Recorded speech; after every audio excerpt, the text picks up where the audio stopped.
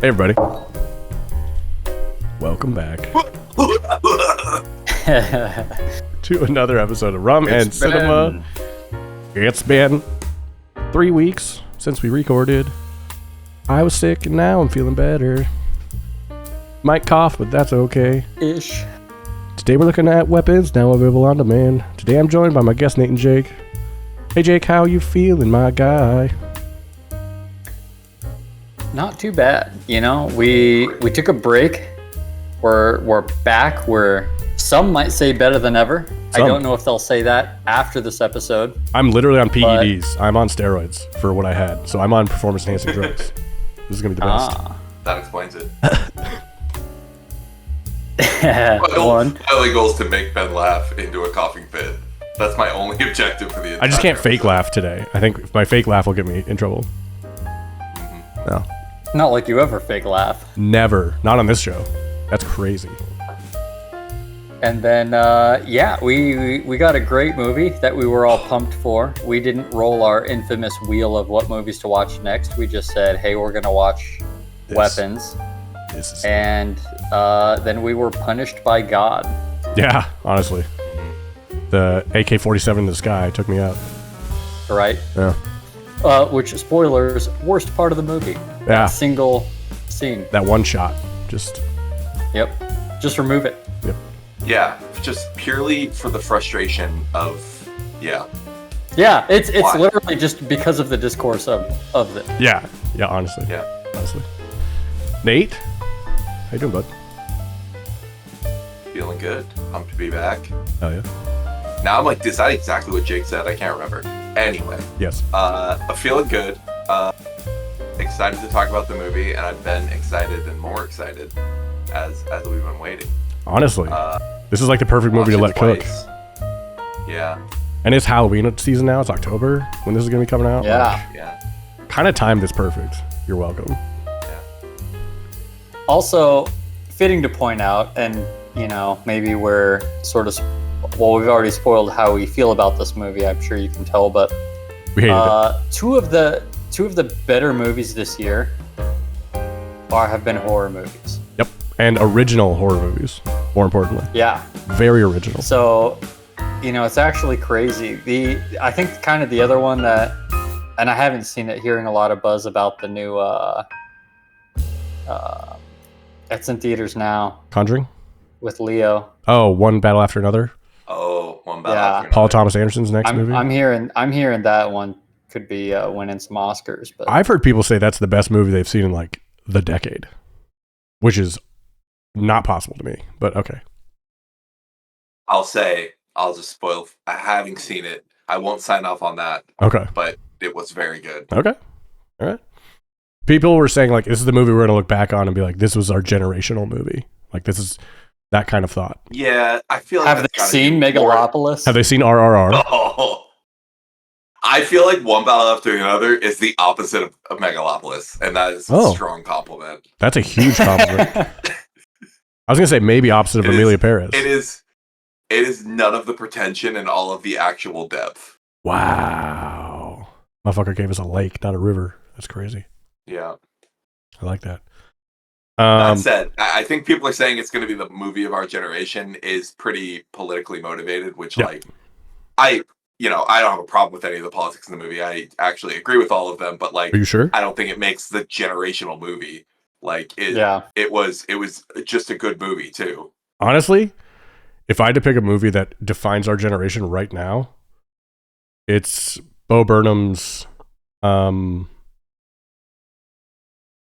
Inside. The comedy special where he was in the Yeah, Inside by Bo Burnham. That's the thing that like anthropologists are going to look back on. Yeah. Yes. That is the cave The paintings. movie of our generation is clearly Everything Everywhere, but I think Bo Burnham's the piece of art that Yeah. like the piece of media Like, that is. if you need to explain to the somebody most from any internet. time and period what 2020 was like, that's the only thing you need to show them. I think generally like what it was like to be like our age, like growing up on the internet, like the Wild West of the internet. Yeah, the first Dude. frontiersmen of the internet. yeah. Yeah, and women and they thems, all of them. Frontiers people. Frontiers people. Frontiers people. Yeah, I think that's how you're supposed to say it. Not they, thems. Yeah. I actually don't think they'd have a problem with they, thems. I don't think so either. I think the only one you can't do is he, she. I think that's out. Although some people can be like she, him, right? Sure. Yeah, you can be whatever you want. You can be Ziza. Watch me care. The most important thing is if someone told me they're she, him, that's what I'm calling. Yeah, exactly. I'm Bodie McBoatface. All right, Bodie, let's go. So weapons. Yeah. We talked about it earlier. Let's talk about it 100% right now. This is my second favorite movie of the year. I gave it an 8 out of 10. Strong 8 out of 10. Felt no problems about it. The minute I was done watching it, I watched every special feature I could about the making of the movie and like how they thought of it. I think the trailers were excellent in that they kept Aunt Gladys a secret until you saw the movie, because she was such a big like piece of this movie and made it so fun. Oh, she was not in any trailers. I didn't realize. It was just the kids running away. Like, it was the all mystery I got of the from kids. The trailers, the kids running. Yeah. They had nothing really going on after that. But I think it was a really fun story. I love the way they told it with the like first person point of view up to a point, and then we're going to catch you up from this other person up to another point. I love that stuff. And I watched, like I said, a lot of special features. Zach Krager grew up with an alcoholic dad, and he said that is Your name's Krager. Zach cracking the kegger. Was Krager something else I'm missing? No, it sounds like Kegger. Okay, all right, hell yeah, nice. We're still got it. He said that's what Aunt Gladys represented. Is like that's what your parents are like when you're that age and they're alcoholics. Is like, oh wow, they're just there. They don't really help you do anything. They forget to pick you up from school. I was like, oh.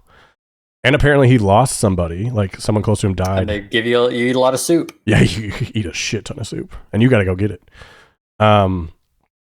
And he lost someone close to him, and that's what started this whole writing process, was his grief.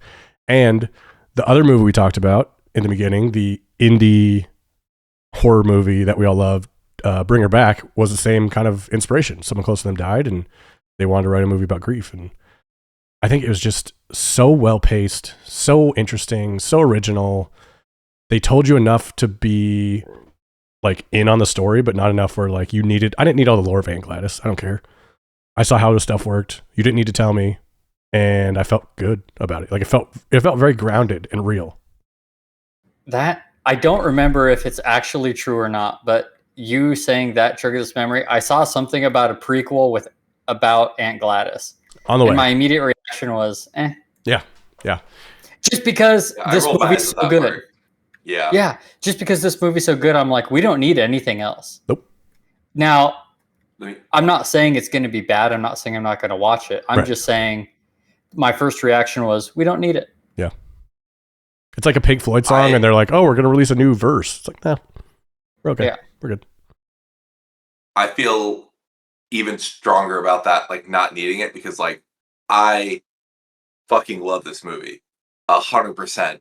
And the reason I love it is because the writing and the story is so tight. Mm-hmm. And so it's such a cool way to tell the story. The from each character's perspective and unraveling, and the way it unravels is such like a perfect mystery and keeps you engaged. It's like exciting when you get like the out of nowhere moments and then learn what they are. Like there's no way to recreate that. Like I liked like every element of it, the movie I thought was good. I liked Aunt Gladys, but I don't like the movie because of Aunt Gladys. I don't like the movie because of any of the paranormal aspects. I like the movie because of how good the story is and how well it was presented. Yep. And so like, there's nothing about this universe that like can even come close to this. Yep. Like even if they did the same movie again, I'd be like, cool, I guess. Yeah. But like, I've been telling people this. I don't even really think of this as a horror movie, right? I think of it more of like a mystery or a thriller that's in a horror setting. Yes. And just because the movie itself is so powerful that you don't even, the fact that it's a horror it just happens to be a horror. Mm-hmm. You know, the movie is just good. Yes. I think it's probably my favorite. You can imagine telling a mystery, like a non-supernatural mystery in this exact same format. Yes. And it would be sick. Yeah, it would be. I I agree with everything you said. I do think the Aunt Gladys prequel is unnecessary, but it made so much money and made such a splash. I get why they're doing it. I think it'd be more interesting as like a TV show. Like give me like a mini series, like 4 episodes on like HBO or something. That'd be fun. I don't need a whole everything I like, I would rather have as a TV show than a movie. Yeah. That's fair. That's just because I want more of it. Gimme. Yeah. And because TV shows get plenty, they can get movie budgets nowadays. Oh my God, Stranger Things. Yeah, you're not sacrificing anything. Stranger Things episodes, 60 million an episode. Stranger Things. We're tired of talking about Stranger Things. I'm over Stranger Things. It was too long. I'm mad about it. It wasn't like the first Netflix show. And the creators now, it was amazing. Are saying that they want to continue with that format. That they think having years between seasons is the direction TV should be going. Cool. Watch us not. I think they should, unless their point, and it's too long. Like it could be a little more spaced out to give people time to work and breathe and like not be under tons of stress. But purposely just making it take a long time. Go fuck yourself. Yeah, there's got to be a reason behind it. You can't like Boyhood, that Richard Linklater movie that you guys watched, where like they filmed it over a kid's like life. That made sense to film it that long. Yeah, this is just I don't know. The kids are now like 35. Well, he says they do it that it builds hype. That's why I'm telling fuck them. Like it's too long. I don't care about it anymore. Yeah, that's true. But when it comes out, are you gonna watch it? I'm not gonna watch it right when it comes out. I'm like legitimately just not excited. Yeah. Like I'm gonna watch it when I need something to watch. Okay. Like I'm gonna watch it because I'm curious how it ends, but like I'm not excited. Even because Wednesday was the same. Yeah. I'm like, God, what's it been? 2 years, 3 years? Yeah. That could be more the writer's 2 strike. years is the max where I'm just like, okay, like did they need it because they went bigger, like did a better set or whatever? But like I'm just the idea of like it's good to wait. No, like I think a lot of it too nowadays is they don't greenlight another season until they see how the previous season did. Yeah. So you're adding on a full year delay just because of that. True. Mm-hmm. Yep. So weapons. It's really sidetracked because we have nothing but good things to say about this movie. We're just gonna read the plot and be like, "That was awesome." Remember that our part? review is like, "Go watch the movie." Yeah, honestly, it seriously is. If you haven't seen the movie yet, go watch it. Don't listen to what we're about to say. Go watch the movie and then come back to this part in the trailer or in the podcast. Yeah, because there are spoilers and the spoilers are big, and this movie's worth. I would actually feel bad. This movie should be enjoyed as unspoiled as possible. Yep. Yeah. Just go watch it. The whole point of it is the experience, the mystery, the what's going on, and we're just going to talk about all of it. So. Yep. So for those of you still here who have watched it or hate listening to us and want to just hear about this movie, here we go. So with the intro, we get a child telling the story of how a classroom full of children, other than one, go missing by all running out of their house at 2:17 a.m. I'm going to mix in a Letterboxd review here. There's 2 of them I think that are very funny. How do you think the teachers at Abbott Elementary would have handled this? Unbelievable. And hilarious how anyone ever thought the teacher was involved in the class's disappearance, as if an entire room of children has ever once listened to what we tell them to do. Great. Totally true. Yeah. So we start with extending the spoiler a little, but just saying the mystery, like, just can't stop complimenting. It's so, like, it's such a good mystery because it's so ridiculous. And, like, it's supernatural going in. It's supernatural, but still, like, this scenario is so ridiculous. And then it is explained so well. Yes. Like, it makes perfect sense by the end. And I think it's so well bookended of, like, we're going to show you the mystery. That is obviously supernatural. We're going to show you the people that are not involved directly, but have like personal arcs around it. And then we're going to finish off the story for you. Like that was so smart to do it that way. Like, cause you get so hooked on like the realness and the groundedness of these characters. And then you're like, oh yeah, I forgot. There's like a fucking kid's like missing. It really throws you out of it. Like basically each vignette gets shorter and like each one is them experiencing this, like suffering for it, and then like a jump scare at the end, and then like back to another character's perspective. Yeah, each one ended in like the most horrific way you can imagine. Like up to a point, and then it got funny. The last one was funny. I think the ending of that one was great. Yes. And it was so perfect. Like any other ending would have pissed me off, I think. Not pissed me off, but like wouldn't have felt as good. Okay. I'll say it. I wouldn't have been upset if it would have ended the same way, but not like as humorously. Okay. Yeah. But I'm fine. But like I prefer it the way it was. I'm just saying I wouldn't have been mad if it stuck with it and not made it funny. But the funniness was great because like that release of tension is real. And I think we were talking about this last podcast about how comedy like people end up making good horror. Yes. Just that sense. And this guy was one of the whitest kids you know. Sketch people. Yeah. So it's in his blood. I'm glad you said sketch people. I was imagining people. This is one of the whitest kids you know. You've never seen it. He makes Triscuits look fucking tan. Triscuits are tan. That's a bit. Saltines. All right, Justine. Yeah, he was where we're starting from a sketch comedy group that, if you haven't watched The Whitest Kids You Know, hilarious. I actually don't know how it holds up, but like in our childhood or like teenage years, I loved The Whitest Kids You Know. They were early YouTube, and they had a TV show in Canada, but like I was exposed to them through YouTube. It was one of those guys died. That's who this was based on. Yeah, Trevor Moore. That one. Yeah. Justine played by. Like, go ahead. He was like what? I would say they're like two of like the three main guys. Okay. In Whitest Kids You Know. Yeah, they have some very funny skits. I love it. Amazing. So Justine is Julia Garner's character. Julia Garner, by the way, quietly having a great year. Like I thought she was pretty good in Wolfman. She was good in Fantastic Four. She was great in this.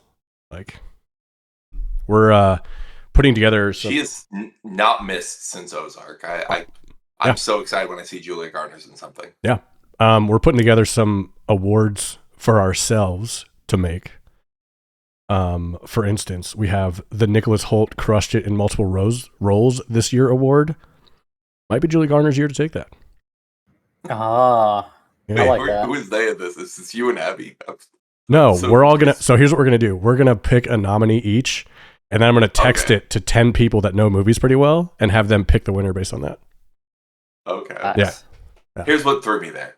You said we're doing this as if you had said this to us or like briefed us at all. So Nate This is the first Jake and I are hearing of this. Nate doesn't read the show notes, is what you're learning. Oh yeah, no, I absolutely don't. It's at the bottom of the show notes. It's been there since I was sick. First day we did this podcast. We share blame here. I never said it. You put it in the show notes. Yeah. I never read it. Yeah. So here's the. I never read the show notes. Here's the awards we have so far. The RRR Best Long Movie of the Year award. The Better Man movie that was way better than the trailer made it look movie award. The Suicide Squad movie that the trailer made look way better than it was movie award. The Bullet Train More People Should Have Seen This Movie award. The Galaxy Quest movie that will stand the test of time movie award. The Zack Snyder Justice League movie that tried too hard movie award. The Paranormal Activity movie that made the most of its budget movie award. That's an interesting one. The Johnny Cash Hurt Did It Better Than the Original movie award. So if there's like a remake that you think was better than the original, that's where you do that. The Gal Gadot Imagine movie that should not have even been remade movie award. So this is the exact opposite. The Coco movie I'd be okay with my kid watching every day for a month movie award. Yeah, my kid's really into weapons. The Hereditary movie that gave me the most nightmares movie award. The Shawarma Restaurant Best Post-Credits Scene movie award. The Anthony Hopkins is... The Shawarma Restaurant. Yeah, dude. That's a poll, right? Avengers 1. We already mentioned this one, but the Nicholas Hoult crushed it in multiple roles this year award. He should win every year. The Anthony Hopkins is Hannibal, Less is More award for actor who crushed in the least amount of screen time award. Hannibal was in there for like 15 minutes and he won a supporting actor. The Daniel Day-Lewis in There Will Be Blood Most Outstanding Performance in a Movie award.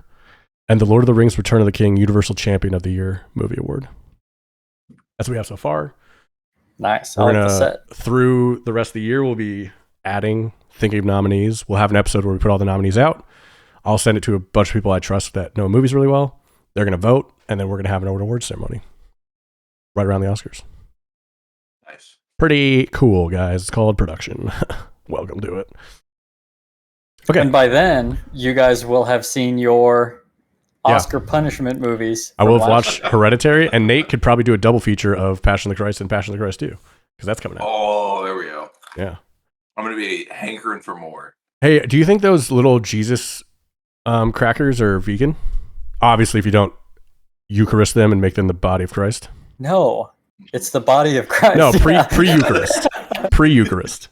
If you just buy them at the If I'm store. drinking blood, I might as well eat The body of flesh. Christ. Yeah, can you cannibalize if you're vegan? I assume if they're consenting. Can you cannibalize if you're not? Yeah. I'm watching the Ed Gein story right now. Yeah, you can. Justine, played by Julie Garner. We start. Actually, it's good. Well, no. Cannibalism would be like the only kind of meat you could eat if you were I was vegan. going to say it's the only ethical meat, but is it? I say if you're a cannibal, but like a cannibal could also eat someone who consents. So. Okay, if you got your like one of your fingers or toes cut off and like you knew it was gone, would you eat it? Just see what it tasted like. No, because that sounds so gross. Okay, sorry. So Justine, played by Julie Garner. We start by following the teacher of the classroom whose kids ran away. There's a public forum 30 days after the disappearance to reopen the school, and she is grilled by parents who think she had something to do with the disappearance. She goes to a liquor store and buys two. Go ahead. Just like I was thinking about it because like I feel like even in the real world, if this happened, it would be incredibly obvious that the teacher couldn't have had anything to do with it. Yes. And also that she like roughly 50% of people would blame her. 100%.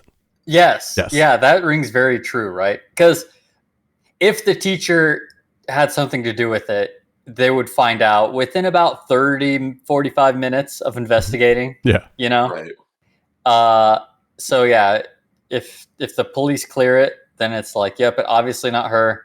And especially in a small town like that, it wasn't like a country town, but you know, everybody knew everybody. No city. Yeah, everybody knew everybody. Yeah.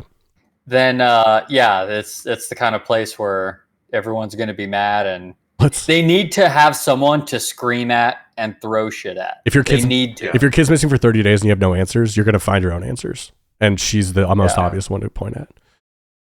So she is not having a good time. She goes to a liquor store and buys 2 bottles of vodka. She keeps thinking she is being followed. While in her house, her doorbell gets rung, phone calls come in, and the door gets knocked. And her car gets the word witch written all over it. Which, at the time, I thought was odd. I was like, why don't they just write bitch? Then later on, I was like, oh shit. Nice. Justine goes to the police station to report the damage. I was just saying, like, I don't think I found it odd at the time. Sure. Maybe because, which fits in, but like, witches are traditionally associated with like stealing children. Oh, that's true. That's where my head went. That's so true. Yeah. I didn't even think of that. Yeah, because like every fairy tale with a witch, they always like lure the kids in with candy.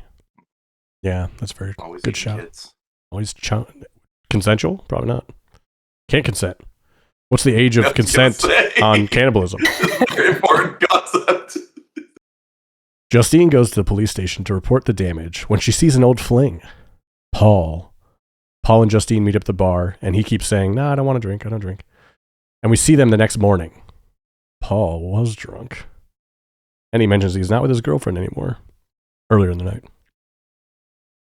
Justine drops Paul off at his car, and she sees to go how Alex Lilly is doing, the only remaining student in her class. She follows him home and looks around his house to see newspapers on the window, and the parents just sitting motionless in the house. That was creepy. That was like the first moment of this movie. Yeah, that was the first time the movie was like scary. I'll say, as we're going through this, because I do think this is like, I think her story probably best illustrates this of like getting more information, and I really loved it. Like, obviously she starts like parents is like everyone hates her, and you're feeling very sympathetic towards her, and she's like getting the alcohol, and you're like, of course she is. She's like, the whole town is like hates her or whatever, and you slowly learn over time that like she's like not perfect. Like she has quite a bit of issues. And you made me think like when they're going to see the kid, like I'm pretty sure by this point we've seen the principal saying like, you need to leave this kid alone. Yep. Like that's what's best for him. But she's like, I just really feel like it would help me to talk to him. And he's like, no, like that's not what's best for the kid. And like also like you've crossed boundaries before. Like, and we keep learning. We just get, the more we get, like everything we see gets more contextualized as time goes on. Like we're always learning more and learning like, she's got issues. And it kind of happens with every character in this movie.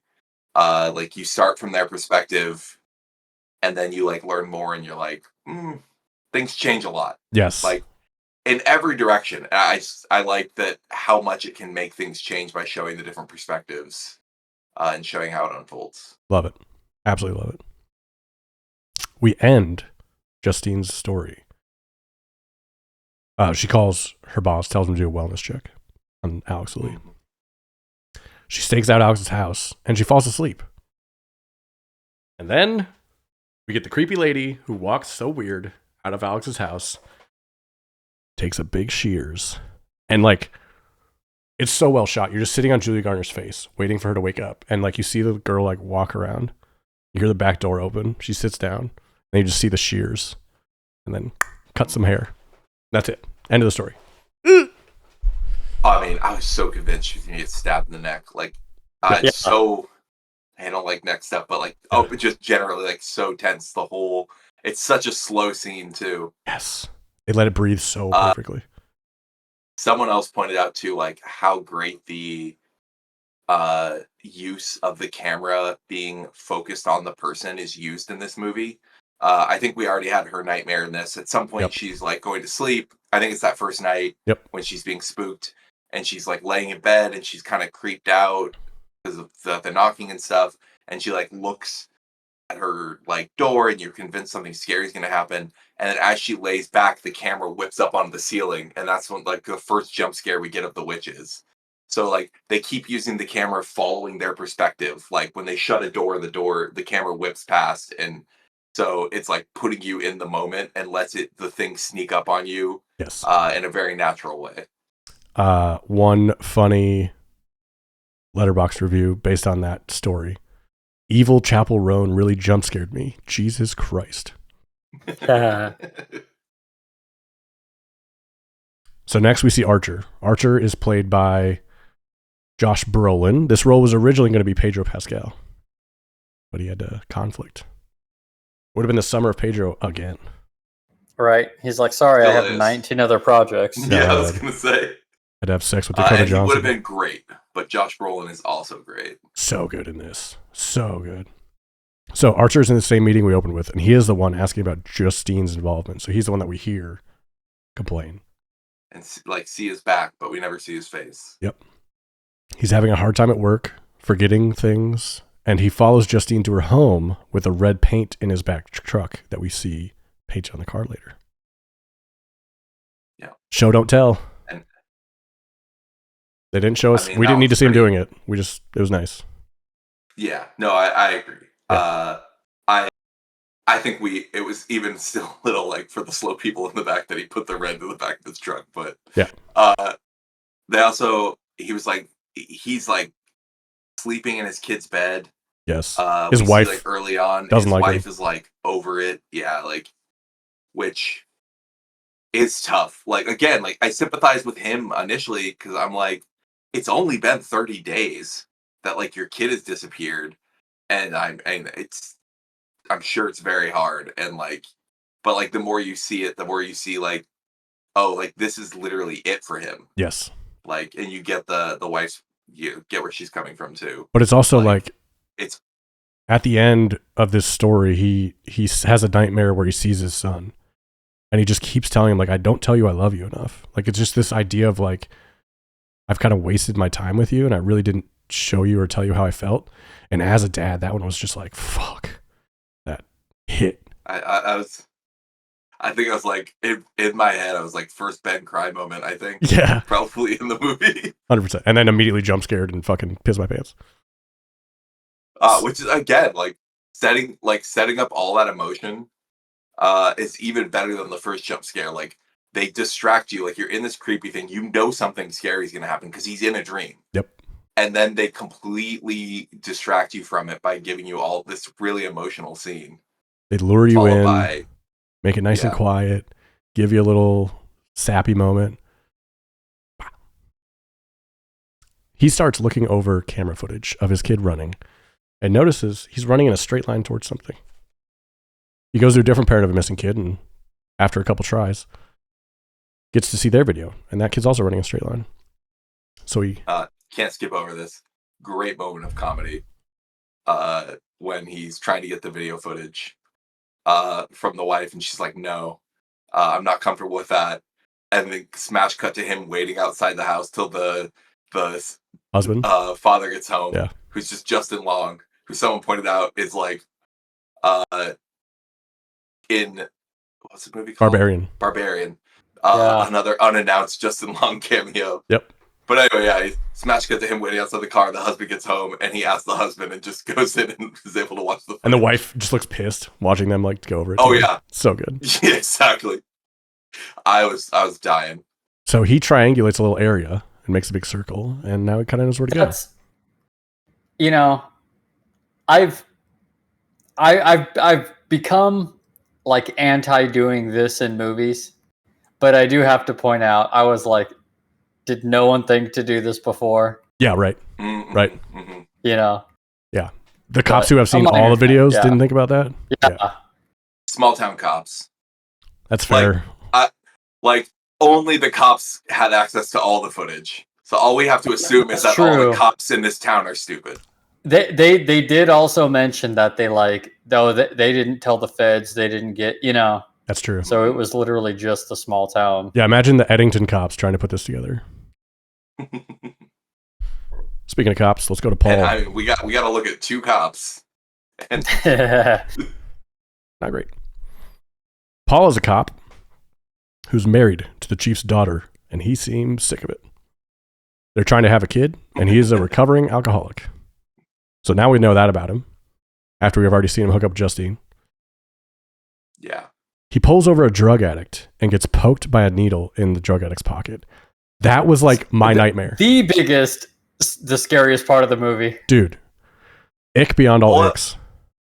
Just, again, of this movie just moving mountains to get you on a cop's side so fast. Yeah. Like a kid. And then he just beats the fuck out of this guy. He's like, if I ever see you again, I will kill you. Which honestly, like human reaction. The punch, you're like, that's the most justified police brutality I've ever heard. Yes. Like, I get it. I get it. He punched him, and I'm like, I think you're fine. Yeah. Even if you show this in a court of law, they'll be like, that's a justified reaction. Yeah. Yeah.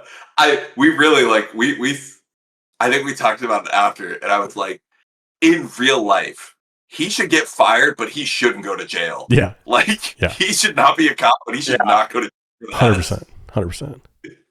God, it was... And then... it's so relatable from his perspective. Yes. Yeah. Yeah, he's a piece of shit already. Which I think was important going into that story. And like the way he reacted was kind of like panic, but I would do the same thing. Right. So he freaks out and punches him in the face. He makes a deal with the addict not to come around anymore. And they would just forget this ever happened. Because he knows, like, I just police brutality to you. I'm fucked. Yeah. He goes back to the station and tells the chief, who tells him to lay low. He then goes to hang out with Justine. And when he gets home, his wife is home early. Oof. What have you been doing? Let's go to James. Which also, like, walk in, see the purse. Oh. Laughed immediately. So good. It's so funny. So good. James is the tipping point for this story. James is where we switch from not talking about the weapons, the kids, to talking about the kids again. He is the second act starter, in my opinion. Because he's kind of the bridge between Justine, Archer, Paul's story, and James, Marcus, Alex's story. He's like the bridge. He's also the only character who was in the original short that got this movie made. Plays the same character. Yeah. The drug addict is having a hard time getting money for his next fix or a job. We're not quite sure. He gets arrested by Paul, pokes him. We're pretty sure. We're pretty sure. I think there's no job interview. No, we're pretty sure. He gets arrested by Paul and on his way home decides to rob one more house. It's Alex Lily's house. He starts grabbing stuff and he notices the parents just sitting on the couch catatonic. And he just like keeps putting stuff in there. He gets in a struggle as they rise to get him out of the house and he sees a bunch of kids standing around the basement. What the fuck is going on? So we start to get some more clues. All right, here's what's in Alex Lily's house. What the fuck? Earlier, we saw him in a pawn shop trying to pawn off some other stolen stuff, and there was a kid missing notice for $50,000. So he gets high as shit, calls the police, and tries to get the $50,000 reward, but they tell him he has to come in. So he goes, and as he's going in, this is when Paul is walking out after seeing the chief, when the chief knows that he cheated on his daughter. So he's pissed. He's on one. And he sees the guy that stabbed him, and he goes, I will fucking kill you. And he chases him. So James runs into the forest where he lives, running around, and he sees the fucking clown lady. Like it in the forest. Just popping up. Very It vibes. Oh, so she's just like waving at him. Like, yeah, not okay. So he runs to his encampment, his tent, and he hides, and he's scared, and he thinks the clown lady's trying to break into his house. So he grabs a bunch of his needles, and he stabs whatever's coming through there. But it's Paul, and Paul gets stabbed in the face by more used needles. Horrific scene. This is like the teeth scene in Bring Her Back to me. It was just like, ugh. Oh, yeah. That one in the fork scene. Holding the needles, you're cringing. The fork scene was worse. I take that back. Yeah. I don't know. Yeah, we we're not. We haven't got there yet. I was like, the time messes with your head. I know. But yeah, no, the needles, that was so rough and funny at the same time. Yeah. It was like, you're kind of hoping. Couldn't happen to a better guy. Hey, you already got it once, you know? It's just one more test. You know what? Getting stabbed in the face with those needles is too much of a punishment. Yeah, honestly. Absolutely brutal. So, go ahead. No, you're good. Paul listens to James tell the story about the kids, and Paul's like, shit, we do need to find these kids. Justine was just talking about this. And, like, the kids are missing. It's the biggest story. It's not just because Justine said something, but, you know. So Paul takes him to the house where he and the kids I think he legitimately is like, I think what's going through his head is like, if I find those kids, like, I don't got any problems anymore. 100%. Like, I'm the hero. Yes. Like, it solves all of my problems at once. This is my literal get out of jail free card. Who cares if I punch? Like, yeah. Yeah. I can punch 3 people with maybe HIV. Paul takes him to the house where he said the kids were, and Paul goes inside, leaving him in the police car handcuffed. Paul stays in the house all night, and he walks out the same way that the lady who cut the hair off Justine did, and drug him into the house. Scary. Now for the part where it starts getting really fucked up. Marcus. Benedict Wong. Okay. There's so many Marvel people in this. Julia Gardner, Marvel. Josh Brolin, Marvel. Benedict Wong, Marvel. Alden got Julia just before this came out. Alden Ehrenreich, Solo, in the Marvel DC or Marvel Star Wars Disney universe. That's just Disney owning everything. Listen, that doesn't count. Listen. Okay. Soon Disney will own everything, and the game won't even be fun. If you go to Disney Plus, does it show up? Yep. All right. Counts. Marcus and his husband are shopping for groceries while he gets the call that we saw earlier from Justine, telling him to do a wellness check on Alex Lee's house. So Marcus says he's going to meet up with the parents, and he's ready to. And then we see a little redhead walking through the glass mirror, the foggy mirror, and it's that motherfucking clown. Aunt Gladys shows up. What an entrance, by the way. like frosted mirror. The Yeah. secretary. Was so good. The secretary just looks like your Weird 3 o'clock is The here. fact that the before you see her, you see the secretary's reaction to her for like a good couple seconds, Yes. and then you see her. And his reaction to her, where he's just like, "Have we met before? I think I'd remember you." Yeah. Also, it was pointed out. I didn't actually catch it the first time I saw it. We see her like in the first 10 minutes of the movie. We see her. We see like the back of her head. Yep. When they're interviewing Alex, the kid. Yep. Yeah. That's very true because it's her and the dad sitting there. Yeah. With him. Yeah. And he's like, assume it's the mom, and they just like, it's weird that because she looks exactly as crazy, but like just the small angles we get of her, you like are able to write it off. Yep. Like that's just a colorful lady. Just a lady who loves. That's basically just Prue from Great British Baking Show. There you go. So it looks like the lady with the clown makeup we've seen before. Marcus says he needs to stop by the house and see the parents. Otherwise, he will have to get CPS involved. She seems tentative, but she agrees to have him over. So Marcus and his husband are back at their house having 13 hot dogs and watching a nature documentary or something. And this was pointed out to me. I didn't know, but they have 6 hot dogs, and it's a reference to a Whitest Kid You Know sketch. Oh, damn. That's sick. Okay, I like that now. Love that. Yeah. So Marcus is at their house with the husband, and Gladys shows up. And Marcus is reasonably unsure about letting her in. She's like, I missed the bus. I was supposed to do this and this. And she's like very distraught. I think we kind of got like, so the scene with the principal, we're like first seeing her, and there is something about her, like, I don't even know how to describe it, but she's very like, she's persuasive. Yes. Like the way she talks, she's like, in the principal's office, she's just like got an answer for everything, and she's like very friendly and like, oh, I'm trying to help you, etc. And like you can tell she's not happy when he says he needs to go to the house, but then she's like, oh, of course. And then like, but you have a moment of her like kind of thinking.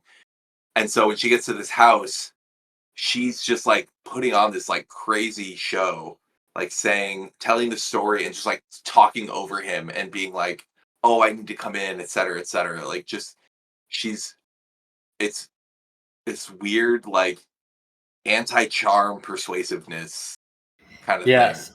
Like, I think initially he's like unsure about letting her in. One, because she's a weird lady, right? Yeah. That doesn't help. And he's also kind of thinking about the professional boundary. I'm supposed to go do a wellness, but what really cements it is how insistent she is on coming in. Yeah. Like at first he just kind of has a bad feeling, but then she's so insistent on it that it's weird, and that he's like, whoa. And then the second she gets in the threshold, she's like, oh, what a beautiful house. Everything's good now. Like, yeah, because she says like, oh, she missed her bus and she had to walk all the way across town and she's on the verge of collapse. Yep. And as soon as she gets in, she changes, like, very sociopath. But like the thing is, like, she doesn't even care that she's obviously lying because she's just trying to get to that point. It made me think like this is very like witch vibes. Like, yes, like whatever was happening with people being scared of witches back in the day, I'm like, there's something here of like people who just like played people or something, like that, like tricked people, and they were just like, that's got to be magic. But just like, a good old con artist. Yeah, it really like it felt like a con artist, and like this like nefarious kind of way, like that she just like charms her way into the house, or like changes her character from moment to moment based on whatever she wants, or knowing how to get what she wants. Very, very Machiavellian. Yeah. So she goes in, she asks for some water, and Marcus's husband says, oh, get her a glass. And she goes, no, I'll take a bowl. That's just, okay. So she gets the bowl of water. She gets to act kind of weird. She has a tree branch, and we see while she was in Marcus's office, there are some like reading certificates or something. She wraps those around the tree branch, cuts her finger on it, and Marcus is freaking out. He's like, I'm gonna call 911. And he goes to call 911 and she snaps the stick. And Marcus like turns on, like almost like a robot. Now he's under her control. And he headbutts his husband to death. In like the most gruesome and accurate way I can describe it, is headbutts him to death. Yeah, I mean, that's what it is. And like you see him go down and come up and his face is just wrecked more and more every time. Yeah. It's very brutal to watch. Hardcore. She puts the stick in water and he stops.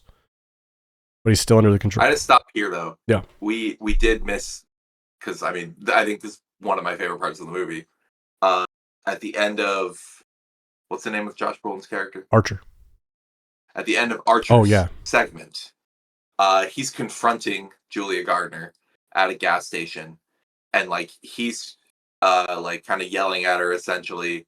Well, he says he's not yelling, but he's forcefully talking at her, and she over his shoulder sees Marcus, the principal Marcus coming at her, and he is just monstrous looking. He's running at her like the kids, like arms back, but his like face is like black, like smeared. We don't know what it is. His face is just smeared with this black stuff, and his eyes are bulging out of his head. Yeah, and he's just like red. Yeah, and just tries to kill her. And we see the whole thing play out. Like we just kind of missed that. Like he's just like demented, attacking, trying to kill her. Josh Brolin's character like helps defend her. She gets away and runs away, and he just starts chasing her down the street. Like no words, just like he's a monster, until he gets hit by a car. Oh, just brutal. Yeah, and it's completely out of nowhere. You have no idea what in the world is going on. Yep. It's again just like a completely unexplainable thing. It doesn't make any sense. And now while we're seeing his story, it's being completely explained what's going on. It's so good. I love that kind of storytelling. Yeah. So the reason we learn that the witch has the ability to control people and sick them on people, and he kills his husband right in front of him, and then she, again, it also show don't tell, explaining us the rules, wraps the hair that she stole from Julia Gardner, and then snaps the stick again, and he just runs out the door. Yep. And then after he gets hit by the truck, Justine and Archer meet back up. They decide they needed to work together to solve this case. And they figure out Alex's house is where the kids were running. Yep. Now we go. He shares his theory of the lines, and he's like, "Hey, I triangulated it. It's got to be here." She knows it because she keeps trying to wellness check on her bestie Alex. Yep. So, and she knows that house, and she's like, "Okay, that house was definitely creepy. Something's going on there." So now they're the unlikely duo. Yeah. Right. I have to say something to your point, Jake, of like nobody thought of this. And like Hop's not thinking of this. When I rewatched with Taylor, the first scene of Josh Brolin's character watching his son run out the house, Taylor was like, did no one think to look at like the line of that he's running? He's running in a straight line. Like before we saw him drawing lines, she immediately said like, did anyone think to check like where he's running to if you just trace that out? And I was just like, oh. So now we go to some people would have thought of it. Yeah, somebody had to have. I didn't when I was watching it. Considered being a small town cop. Ooh, Private Eye maybe, Honey Don't style. See, I think the problem is that that's no one's dream job. Yeah.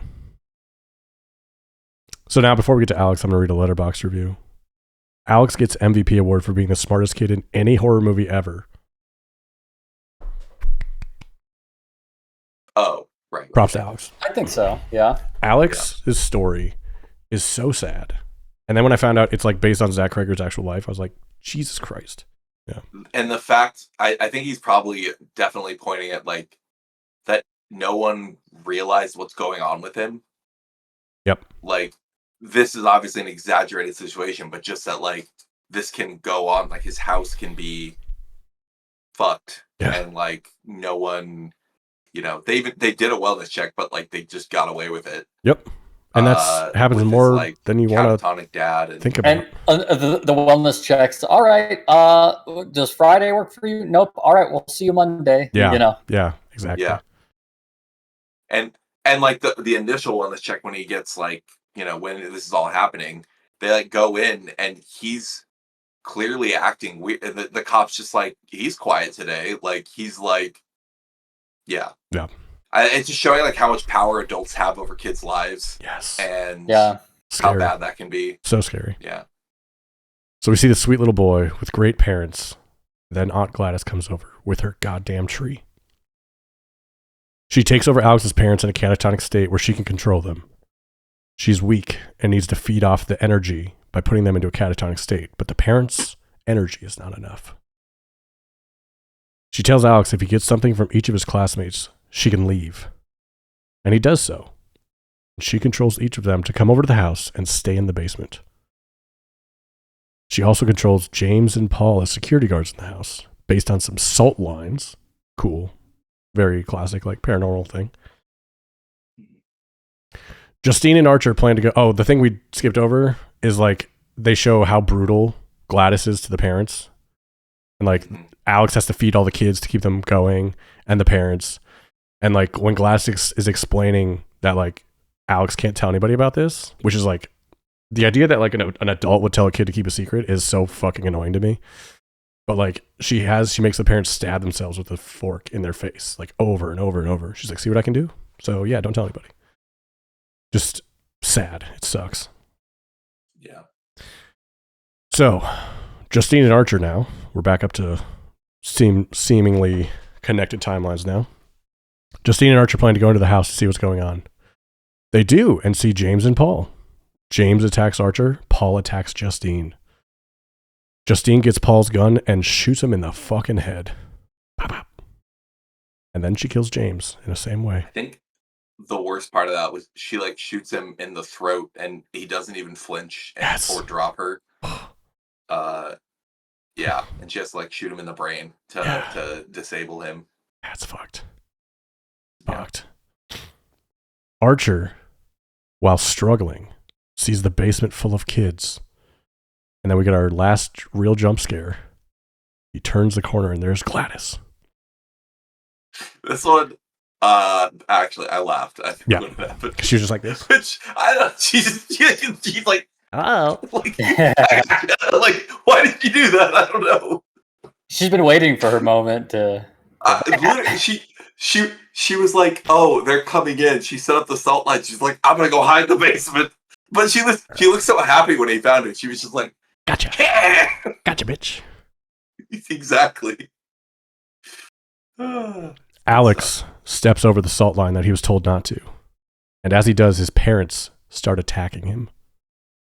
He goes into... That part was genuinely terrifying. That sucked, man. Because, like, it was something about not even, like, the emotional horribleness of it, which is also terrible for that poor kid. But, like, that he puts his foot over the line and he touches his toe. And I think they must have sped up the camera because the parents just immediately both just go, wah! And, like, they, like, start screaming and running after him. And it was really scary. Yeah, it was. The other thing that I kind of picked up from that was the parents are still catatonic, but I don't know what it is about it, but it seemed like they were like, please don't step over the line. Please don't, because they knew what would happen. Yeah. So I don't know how that was conveyed, or even if it was at all, and it's just something that I just assumed and then overlaid myself. But to me, it seemed like somehow they were conveying that they didn't want him to step over the line. I think you're right. I think there was that kind of like, it must say something in their eyes maybe, or just us hoping, like you said, like, God, don't do it, man. Because we like this kid. This kid's the best. Go back and look, like, maybe if they were doing some eye acting. Yeah. This is the only, like, innocent person in this whole movie, honestly, is Alex. Yeah. So Alex goes into Gladys's room, grabs her wig and the tree. He gets a stick, wraps her hair around it, splits his finger, and cracks it. She's downstairs. The moral of the movie, which is don't show how you do your evil magic. Yes. Keep that a secret. So she is downstairs watching Archer kill Justine after she turned him when she feels the crack in her core. She is then chased by every single missing kid in that basement, through houses, through a fence, through closed windows, until she is literally torn apart by 17 children. Yep. The movie turns into a comedy in the best way possible. Yeah. Loved that. Yeah, I think her running and screaming is like, pretty slapstick. So good. And it was one of the only stunt shots they had was when the kids are like going up against the closed fence door and then it falls down. That was like the only stunt shot they had in the whole thing. Well, I mean, they had the kids run through the. I was gonna say through the windows. They had a little kid that I was like, is that a small adult or did they like have a kid stuntman or something? Candy like, glass jumping through those. It was Candy Glass. Sure, yeah. But still. Yeah. Still. Got the stunt coordinators to get it down with it. Yeah. And then. No, I mean some great shots. Honestly, like, it was really fun watching the kids run through the stuff. Yeah, too. the chase was super fun. Awesome, and Gladys's reactions the whole time. Again, it was something that you almost see from other people's perspectives, right? Yes. Like people just chilling in their house, and then all of a sudden Gladys runs through, and you're like, "What the hell?" And then all of a sudden, the classroom of kids that's been missing for a month runs through. Yeah, because you're right. Every one of those people has to know every one of those kids' faces. Yeah, I mean, there's no way you don't know that's what it is. Yeah. Like you don't know what's going on, but you're like, those are the missing kids for sure. What the fuck? Like the panicked mom at the end when Josh Brolin's character's coming through. Oh, there's a man. It's amazing. There's glass everywhere. Now there's a man in the house. I love the part of the end. So after she's torn apart, the curse falls. And then we get another voiceover. Alex's parents don't fully recover because of how long they were under, which is rough. And the way they said it was kind of cute. It was like, now someone else feeds them soup. Like it was the way a kid would explain it. I thought that was nice. And then some of the kids we learned do eventually start talking again. So there's hope for the kids, which is cool. And that's how it ends. And I think that was like, if they didn't do that little overlay at the end where they tell us about the people at the end really quickly, I think I would have not liked it as much as I did. I think I just really liked that piece. It was nice. They didn't have it initially. Oh, is that right? Yep, they didn't have it initially. Test audiences were unsatisfied at the end. Wow. They were like, yeah, you got to put something there. So they put in the voiceover. It was perfect. Yeah, which is like better than like showing a flash to 2 years later. Oh my God. Etc. Every Stephen King movie ever is like, here's 20 extra pages that you don't need. With the music. Yeah. Jesus. Yeah. Yeah. Yeah. I'm hoping The Long Walk is not like that. Sometimes you can just do a voiceover. Sometimes I just need 2 sentences. That's it. Yeah. While I'm looking at some sad kid and his dad that's finally happy again. Yeah. So that's the movie. Incredible. I am gonna buy this movie on physical disc. That's how much I liked it. We bought it digitally to watch it, and we're so glad we did, but I will buy the physical disc when it comes out. I could see that. I don't know that I'd buy it. And to me, just part of that is just because it does, just because of the genre of it being such a good mystery, it does lose something on a rewatch. That's fair. Yep. Yeah. I'm glad I watched it a second time, but like I'm not super dying to watch it again. Sure. Yeah. I like maybe one more time to like pick out more details, but like like the evolution of the story is really what was so good, and it's really a one-time experience. That's fair. I'd always be down to if I'm like, oh, you haven't seen Weapons, let's watch it. Yeah. Every time I would do that, but the introduction movie, yeah. You guys saw Barbarian. Which one's better? It's not. I hate fucking Barbarian. Me too. I was in a comment. Me and 2 people that we know were in a text group, and the person like their opinion is so heinous you don't want to name them. Yes, they don't get to watch a lot of horror movies, so they were like, "Hey, I think I should watch Weapons," and then they were like, "No, watch Barbarian first." And I was like, "You're a bad friend. Don't ever recommend that." Yeah, and that's funny. They watched Barbarian, and they were like, "Oh, it's okay." And I was like, "Mm-hmm." And then they watched Weapons, and they're like, "This was the best." So yeah.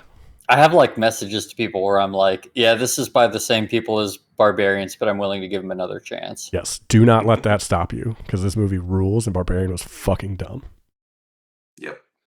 I still, part of the reason Barbarian was so bad is because the premise and the first quarter of the movie are so good. Yes. Yes. And yes. I'm like, oh, I was so pumped. And then it just... Old hairy nipple ruined it all. Stuck the landing this time. Oh, so beautifully. So beautifully. Yeah. It's like, well, honestly, each one of those vignettes was like the first quarter of Barbarian, another first quarter of Barbarian, another first quarter. This is what I'm good at. And then he had an ending that kicked ass. Yeah. But no, I mean, yeah, this movie pulled it together. Yeah. Like, it's great. Some more reviews from Letterboxd. She is bald, and she's torturing people who have hair. It's about Aunt Gladys. I'm just glad we're seeing kids go outside again instead of being glued to their iPads and screens. My favorite missing person in this movie was Pedro Pascal. Weapons ranked. Number 10, assault rifle in the sky. Number 9, Josh Brolin's foot. Number 8, liquor bottle.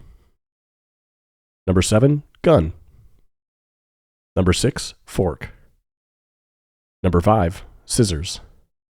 Number 4, SUV. Number 3, handful of syringes. I knew that was coming. Number 2, the one I forgot about, vegetable peeler. Oh yeah. Yeah, Justine gets Paul's face.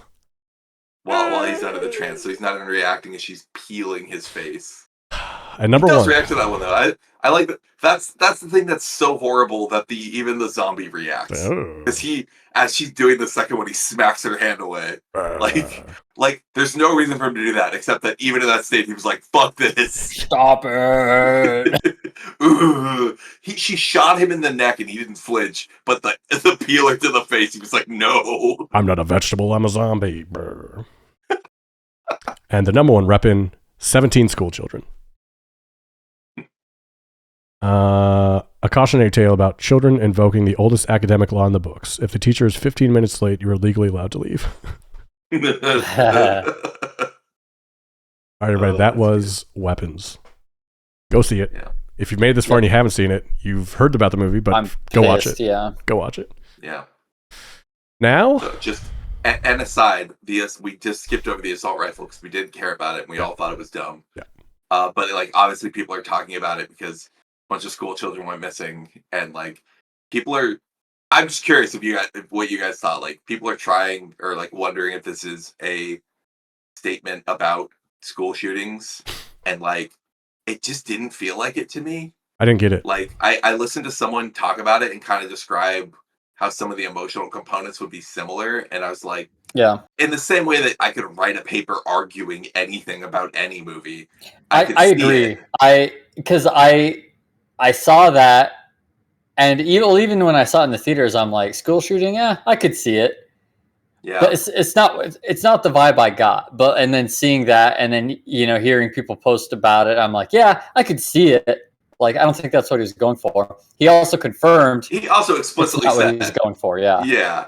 So like, I feel like if you hadn't had the assault rifle, it just feels like a distraction from a good movie. Like just one of the rare choices in this movie that didn't quite land, and unfortunately one that a lot of people talk about. The stronger thing I feel is people describe that like the people in this movie are weaponized, and that maybe he was just like saying symbolically the dream was telling him like they're weapons or something. Yeah. Which makes more sense to me, but like it's just a weird way to go about it. Somebody on Reddit joked that it was to remind him that the only way to get all the kids back is to kill half the people in the universe. This is what radicalized him. Yeah. Yeah. What did it cost? Everything. All right. So now, with it being October, we're going to do a horror movie draft. What's a horror movie? Ew. We will know it when we hear it, but I have added a list for all of us of the 200 best horror movies of all time. We're going with the same credentials as usual. Box office, Oscar noms, Oscar wins, Letterboxd score. If you're in the top 250 of IMDb, you get a bonus. Letterboxd score low, and review count. It's going to be fun. It's just going to be tough to like... You have so much less context on like box office and Oscar, like awards also. Like they're historically snubbed for most awards. For every award. Yeah. Like Get Out. A lot of people think Get Out should have won over Shape of Water. I think it won that year. Yeah. I agree. Okay, so here's the tiebreaker trivia for you two to go after and decide who goes first, second, or third. How many M&M flavors are there currently? Going with a Halloween theme. How many flavors of M&Ms exist right now? Does color mean flavor? Nope. Okay, No, just it's like different bags. A variety of a bag, yeah. Okay.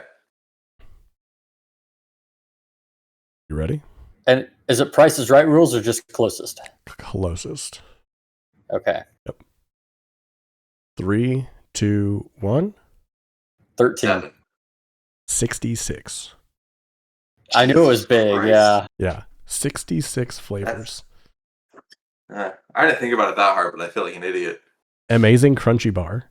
Mint dark chocolate. I've had those. They're fucking incredible. There's an M&M store in Mall of America, and they have like almost every flavor there.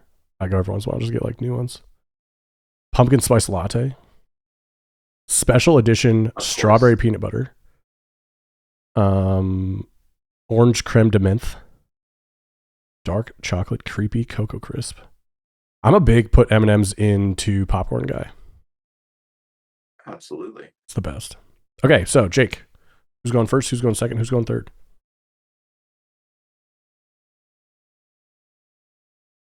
I'm going to go. We're snaking? We are snaking. Box office will be first, and then Oscar noms. Okay. I'm going to go third then. Okay. And we'll put Nate second. Okay, so I'll be first.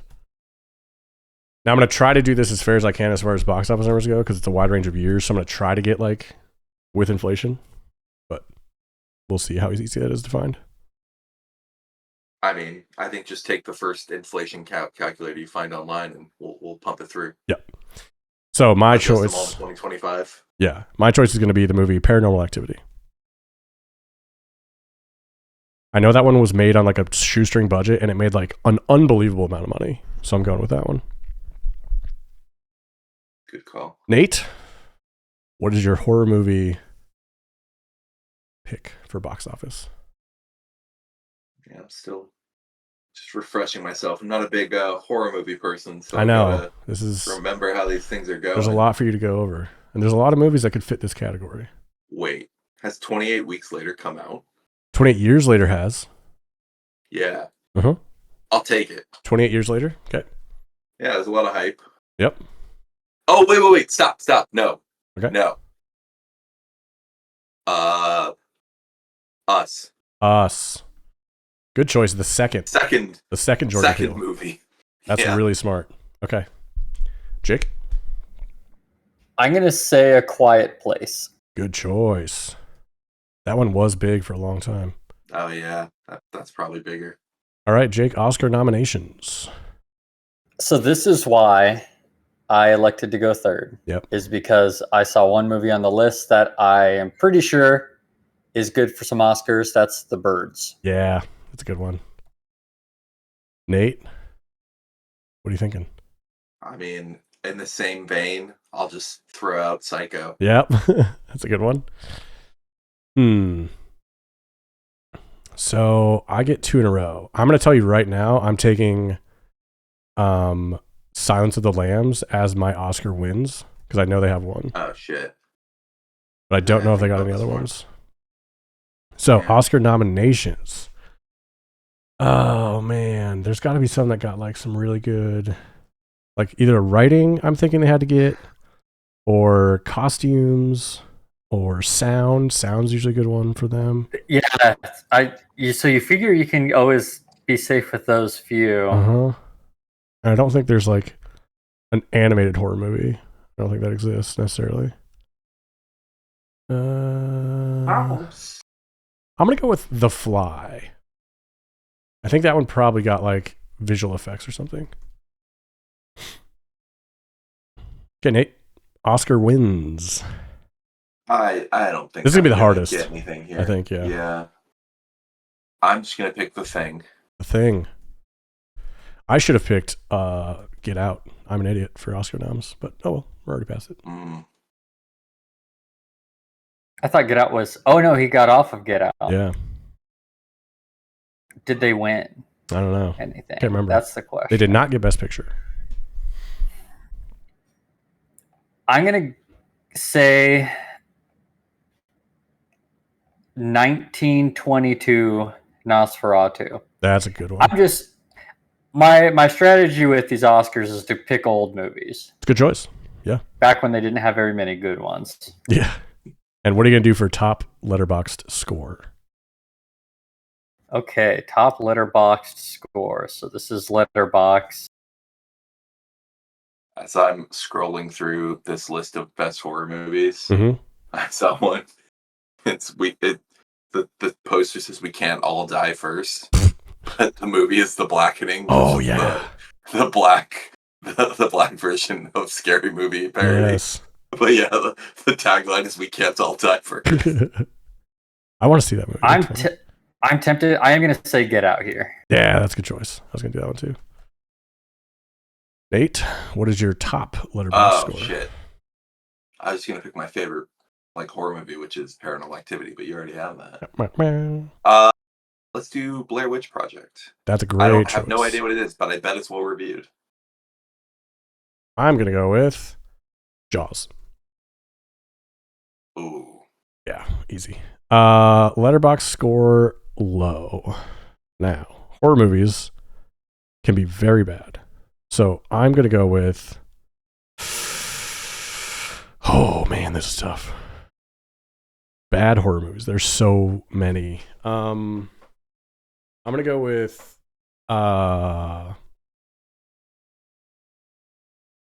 There's one where Jason's in space. I think that one. Jason X. That's what I'm going with.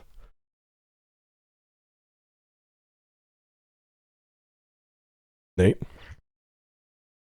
My strategy is go with a well-known name that had way too many movies. Yeah.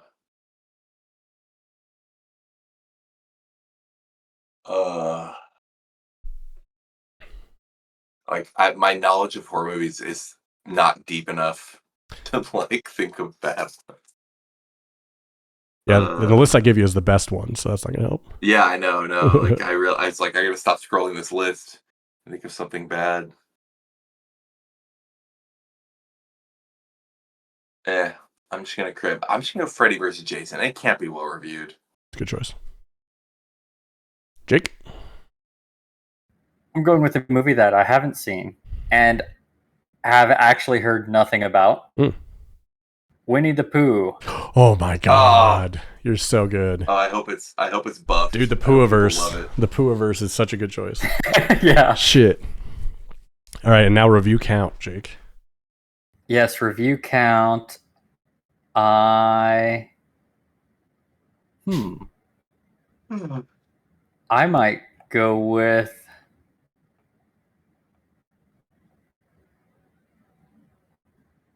I think I will. I'll go with Shaun of the Dead. Nice. It's a good choice. Nate?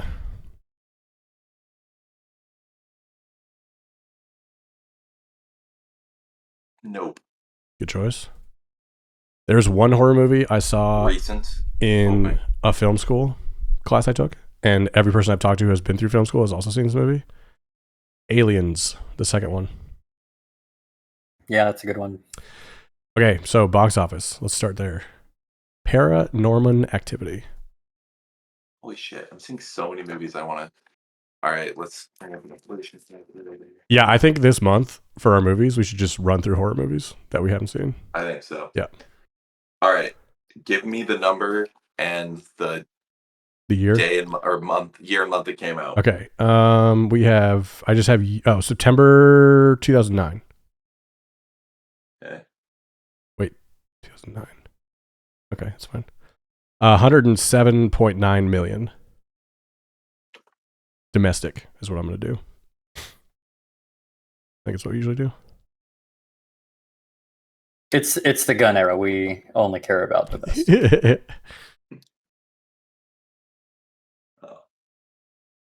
161.86. Perfect. All right, Nate, let's check Us. That's a really good choice. All right, that's March 2019.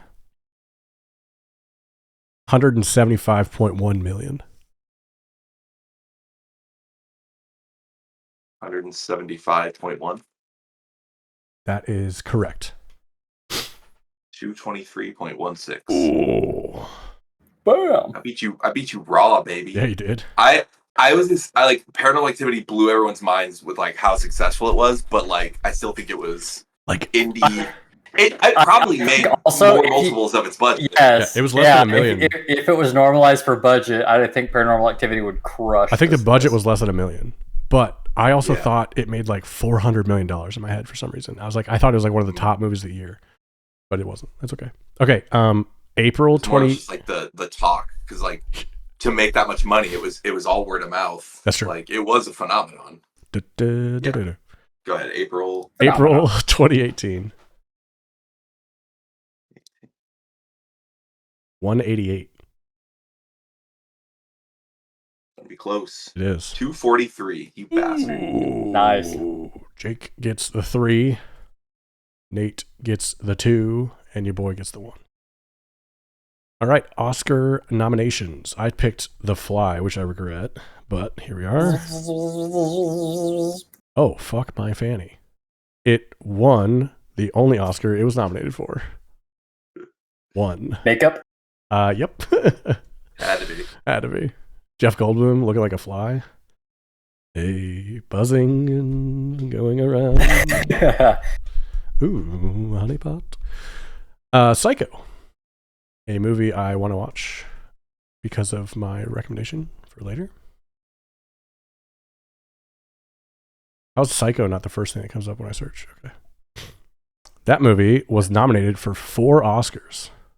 Best Actress in Supporting Role, Best Director, Best Cinematography, and Best Art Direction. Black and white. There were just less movies back then, baby. That's right. Yep. That's the strat. And Jake also went Hitchcock and said The Birds.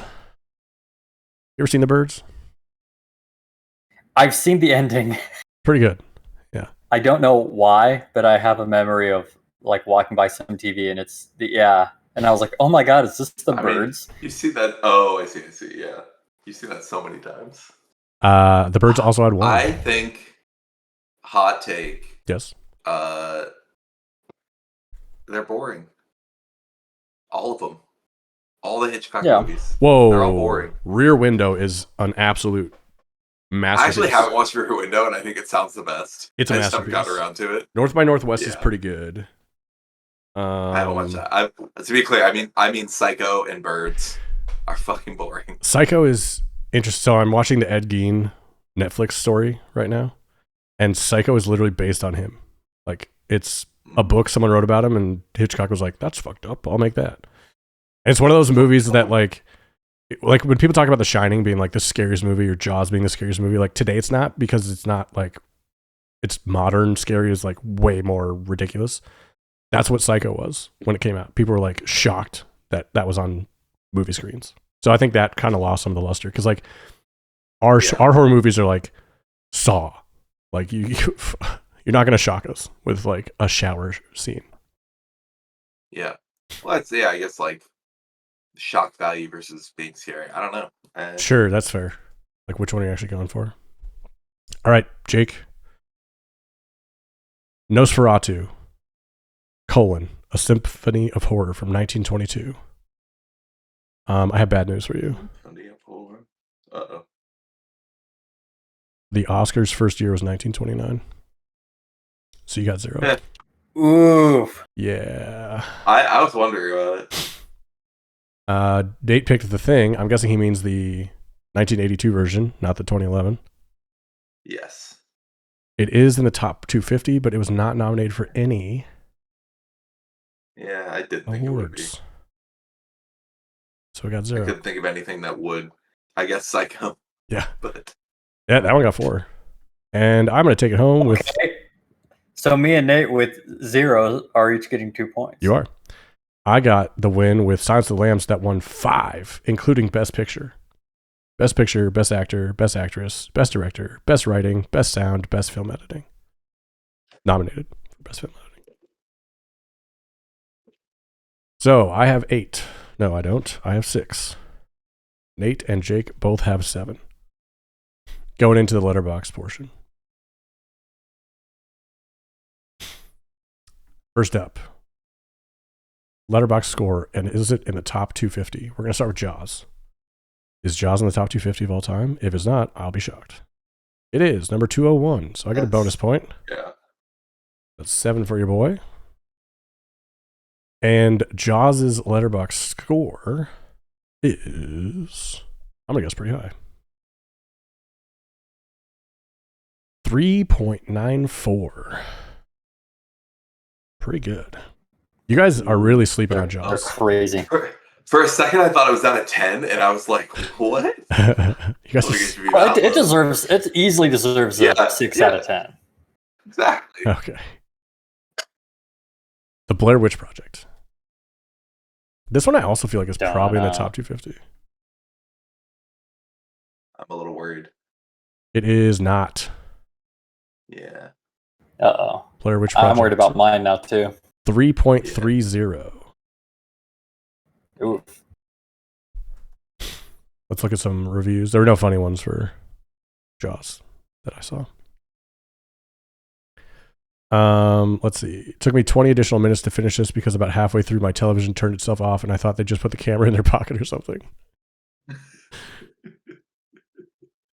It's maybe good these guys got lost in Eden or whatever, because before stuff starts going wrong, it seems like their documentary is probably going to suck. Or like the Blair Bitch Project. Holy shit, did they ever stop complaining?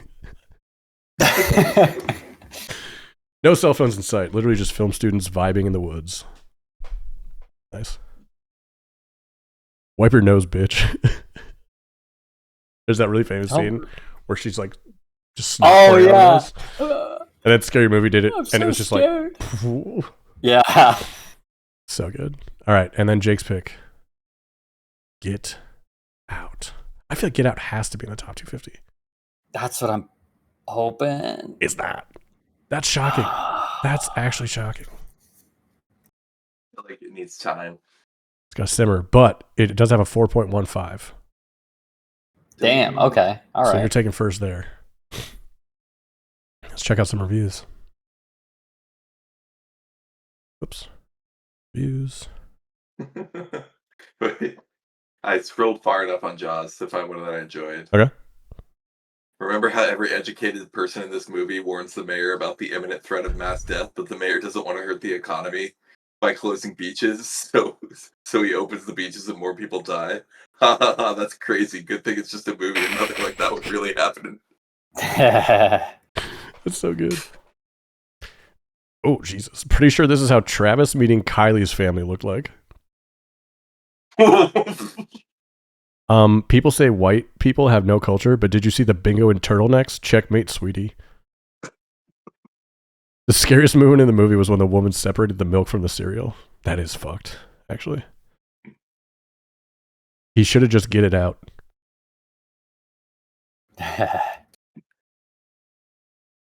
I knew something about this family was up as soon as the dad pronounced garbage as garbage. What's going on there, dude? All right. So how did they spell garbage? G-A-H. G-A-R-B-A-A-R-J. Garbage. Okay. So Jake gets the full 3. That's 10. Nate gets a 1. So that's 8. And I get 2 more.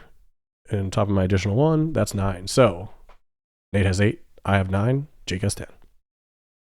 Man, I started so strong. I know. Letterboxd score low. Let's look at Jason X. 2.16. That is pretty fucking high. I'm not going to lie. Let's check out some reviews. Never seen it. Definitely not the Malcolm X sequel I expected.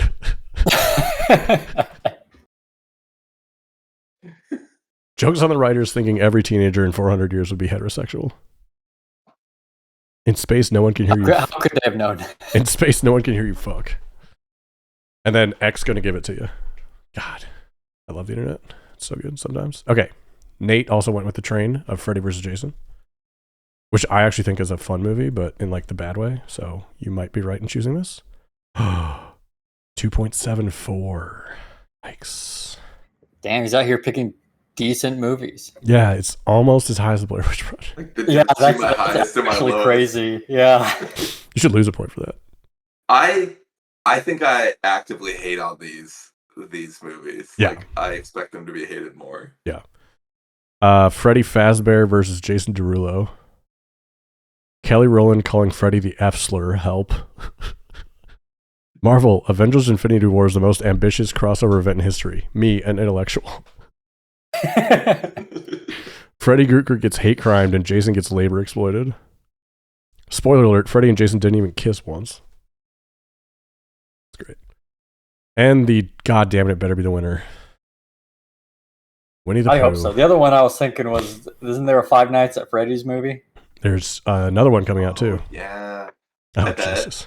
I wonder how it does here, because it's pretty popular. Winnie the Pooh is 1.08.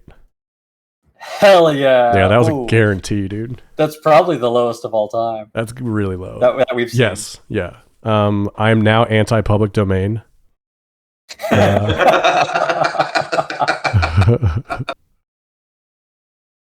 Actors $200, lighting $150, cameras $800, swarm of bees VSX $98,700, costumes $150. Pooh's two favorite things are honey and mass murder, and he's a lot of honey. Pooh isn't himself when he's hungry. Oh Jesus! Even porn movies make more sense than this. Oh no! What a great choice. All right, so 3 to Jake. For what it's worth, Five Nights at Freddy's 2.6. Damn. Nice. Nick gets 1, so he's at 9. Could have still lost by picking that. Jake gets 3, he's at 13. I'm at 11. I need a sweep here to even have a chance. Jake's really good at this game. Yeah. I love this game. He's thinking. So fun. Letterboxd review count. What's funny is my whole plan was to get a free win with the birds. Yeah. Yeah. All right, Shaun of the Dead. You threw Nosferatu just to give us a chance, and you're still winning. Yeah, you're like, I don't need no Oscars. I got 2 points for that. You did. That's true. Crazy. God damn it. Shaun of the Dead had 1.05 mil reviews. That's pretty high. I remember it's usually in the mil. Anything million, I feel like I'm happy with. Yeah. British people. That's one of the reviews. Can dogs look up though? A great documentary of your typical day in London. This is what every other zombie comedy is ever missing. A scene where the characters beat a zombie to death with pool sticks in sync to Queen's Don't Stop Me Now. It's true. True. All right, Nate. You went with the, in my opinion, worst Jordan Peele movie.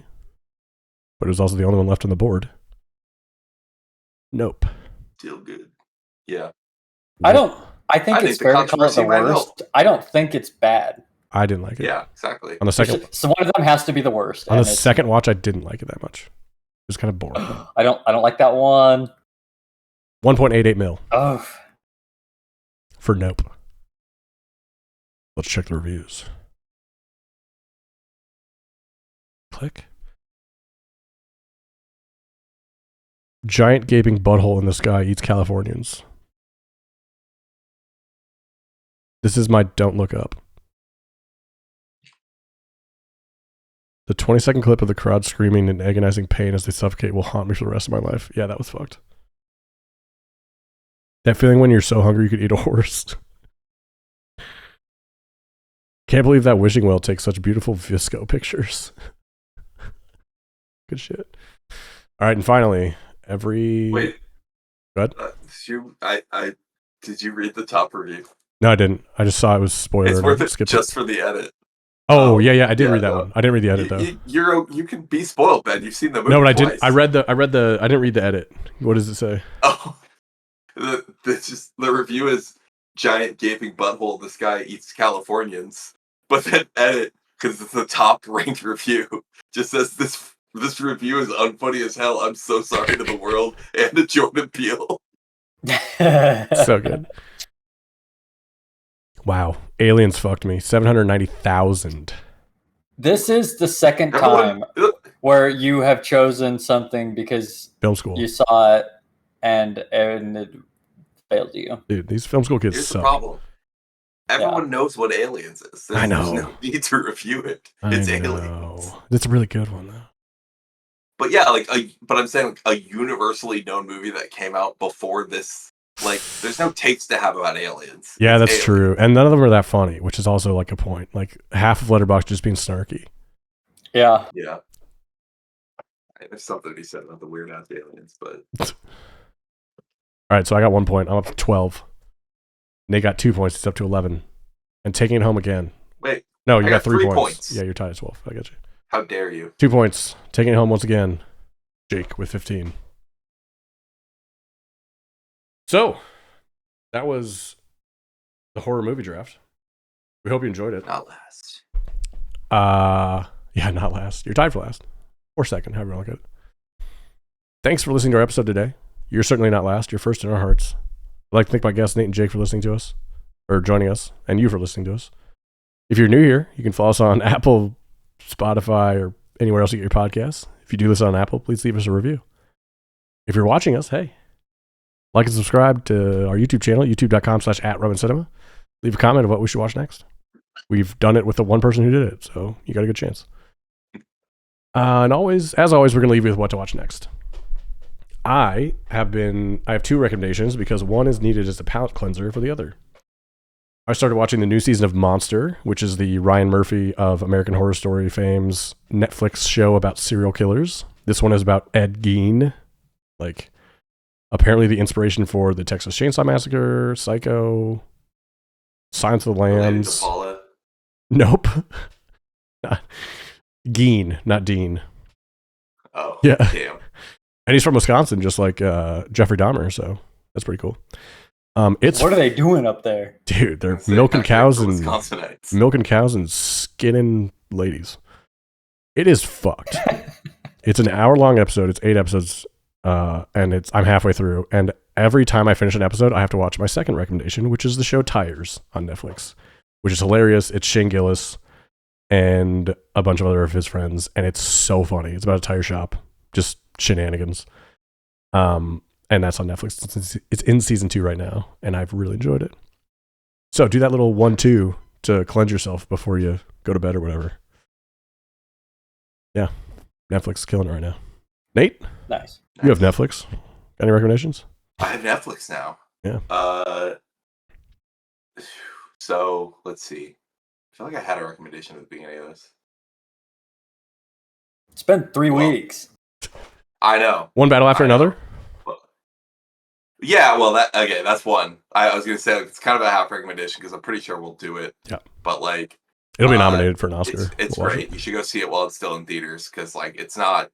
Even though it's getting critically, I feel like it's going out of the theaters pretty soon. It's not like blowing up in the box office. Yeah. It's pretty great. On Netflix, it's a tough recommendation. We watched the whole thing. It's 2 short seasons of a British TV show called The Lazarus Project. Here's the problem. Really cool idea. I'm not even gonna. It's a sci-fi show. I'm not gonna spoil it for you. If you look it up, it'll spoil it for you. For the record, it gets revealed in like the first 10 minutes what the main conceit of the show is. But also, if you don't know it, it's even cooler the first episode you watch. Here's the problem. It's like a really cool idea, which kind of shit writing. Where all the characters they set up incredibly cool science fiction problems and then just solve them in the stupidest way possible because they're fucking dumb. Ooh. Like, without spoiling things, there's kind of a shadowy organization of like secret agents that are saving the world, and one guy gets brought in that has no business being a secret agent and becomes the most important part of the show. And then in the second season, his useless girlfriend also joins the organization. And it's like those two who have no skills related to being a secret agent and a bunch of badass secret agents who have compelling stories in the background. It's really frustrating. I'm like, did like they say producers notes we have to have 2 average people that people can relate to? All I want to do is know more about the background character secret agents who are doing crazy cool and thought-provoking like sci-fi problems. Right. And of it is this fucking useless couple in the front of us. And it's so annoying. But Taylor and I still watched all 2 seasons in the last 2 weeks. Hell yeah. So like there's something there. Stick with it. That's what you like to see. Yeah, the Lazarus Project is The that. Lazarus Project. It doesn't have my approval, but like I did watch it. I sat through it, and you can too. Yeah. Like that. Well, we kept like That's we hot would be watching it and be like, "Oh, that's cool," and then be like, "God damn it, what are you doing?" It's just like constantly fluctuating between those two. Hell yeah. I love those kind. You're just like pissed, but you're still watching. Yeah. Oh, and also Taskmaster new season. For those who aren't like always waiting for it, new season's out. The new cast, Oh, I love him. I like him. Yep. Maisie Williams is amazing. Very funny. I like the sad British man. I just think the last cast was so good. Yeah, That's hard. What's different, I will say, is that almost always there's one person who I'm like obsessed with, and there isn't someone I'm obsessed with in this season. Yeah, that's it.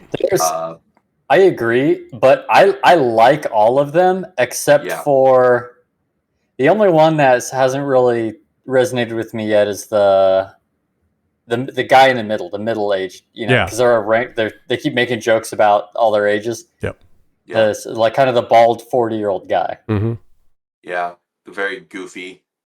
Yeah. He's just trying a little too hard. Seems like a clown. Yes. Like a child. Exactly. Clown. And he legitimately seems like a clown, and that's what he's going for, but not exactly our sense of humor. Doesn't work out for me. I need more Jason Mantzoukas in my life. Rumor has it. Go ahead. I would say it's just the wit.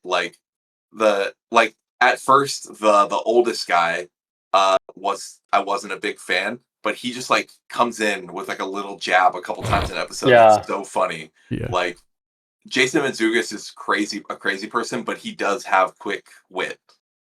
And this guy, he was kind of dumb. What was I gonna say? What were you talking about right before then? Bouncing off Taskmaster. Oh, the rumor has it the next season is going to have another American on it. They're going to announce it, I think, at the New Year's. Still hoping for Brendan Lee Mulligan. Oh, yeah. He'd be good. Actually, he might be the one. That'd be cool. I don't think he'd be that funny. I just want to see him. Like, his comedy, I don't think is a great fit for being on Taskmaster, but his willingness to throw himself into the tasks. I mean, I just want to see him do the way it happens on Game Changer means it's still funny. It makes it funny. Yeah. Yes.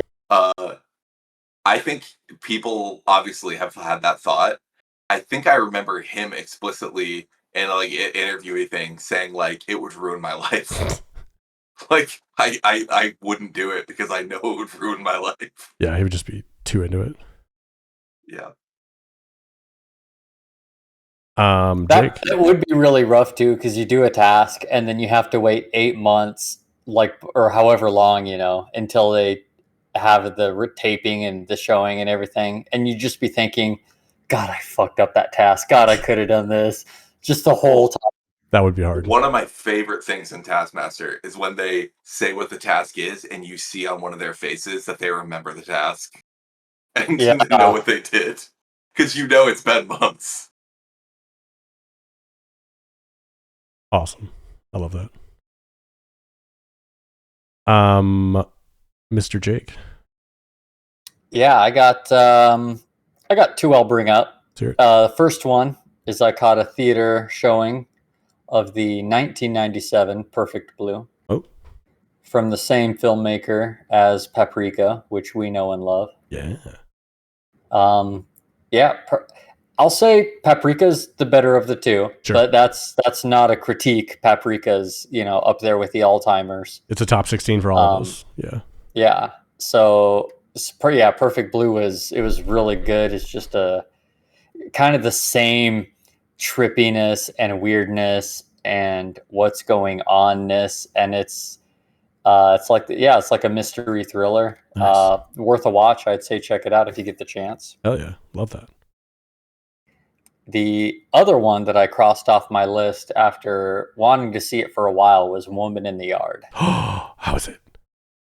Yeah, it was. I liked it a lot. Okay. It was a good horror movie. I don't want to. I don't want to talk about this part too in depth because I think it's important to. It focuses on something that I think a lot of horror movies don't focus on. Oh, cool. Okay. The other thing that I'll say that really struck me was the woman in the yard shows up in 3 minutes in broad daylight.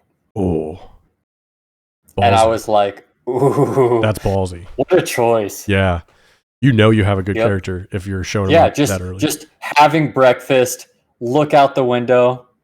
Is that a woman sitting in our yard? I don't know the dialogue, but literally just immediate broad daylight, nothing scary about it.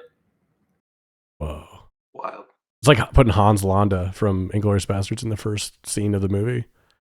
Just sitting there smoking his pipe like he ain't nobody to fuck with. Yeah. So good. Daytime horror. That's sick. You know what? I'm not feeling too sick anymore. So we're going to be back next week. Maybe with a double feature of horror. Because it's horror season. And I don't think horror movies usually have a lot to talk about. But we can talk about, hey, this old movie we watched. Did it hold up? Yeah, it's pretty cool. Scary. Go check it out. Or was it Jaws? Okay. Speaking of Jaws. I read a review when I was looking through the letterbox for Jaws. And it was this review that just said, like, the perfect movie. There's nothing else to be said. I've watched it over 100 times in my life, and it made me angry. So that's Abby. Abby probably wrote that. It's her favorite movie. It's her in Bruges. Sorry, Abby. She doesn't listen to this. Yeah. Sorry, but I'm not retracting. Yeah. Yeah, I'll tell her. No, I'm saying sorry, though, yeah. I'll tell her later. I stand by what I said. Yeah, I'll tell her. I stand by all of you listening. Thanks for being with us. We love you. Enjoy your rum. Enjoy your cinema. We'll see you next time.